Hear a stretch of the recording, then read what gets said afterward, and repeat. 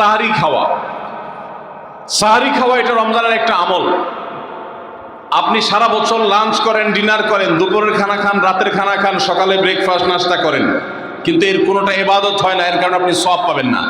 কিন্তু রমজান মাসে ভোর রাতে ঘুম থেকে উঠে যে আপনি খাবার খাবেন, এই খাবার খাওয়ার জন্য যে উঠলেন এবং খাইলেন, এর কারণে আপনার অ্যাকাউন্টে আপনার আমলনামা আল্লাহ তাআলা সওয়াব জমা করে দিবেন। আপনি রিওয়ার্ড পাবেন, বিনিময় পাবেন। কেন? কারণ নবী করিম সাল্লাল্লাহু আলাইহি সাল্লাম বলেছেন, তাসাহহারু ফাইন্না ফিস সাহুরি বারাকাহ। তোমরা সাহারির খাবার খাবে ভোর রাতে। রোজার মাসে রোজা রাখতে গিয়ে সাহারির খাবার খাবে। কেন? কারণ সাহারির যে খানা, এই খানাতে আল্লাহ তাআলা বরকত রেখেছেন। এই খানা খাইলে তার জন্য আমাদের স্পিরিচুয়াল, আধ্যাত্মিক বিভিন্ন রকমের উপকারিতা আল্লাহ তাআলা এর মধ্যে নিহিত রেখেছেন। এর মধ্যে খাদ্য শক্তি আছে, আমাদের এনার্জি হবে শরীরে, রোজা রাখতে সহজ হবে।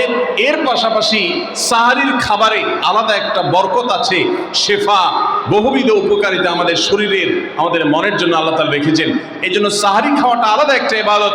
যদি আপনার সন্ধ্যা রাত্রে বেশি খাওয়া হয়ে যায়, সাহারিতে খানা খাওয়ার মতো মুড না থাকে, অন্তত এক ঢোক পানি, একটা খেজুর, সামান্য কিছু খেয়ে হলেও আপনি সাহারি খাবেন এবং তাতে আপনি সওয়াব পাবেন।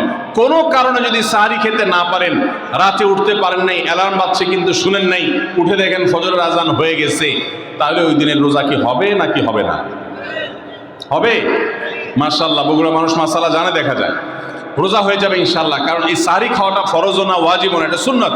সুন্নাত ছুটে গেলে ইবাদত হয় না, ব্যাপারটা সেরকম না।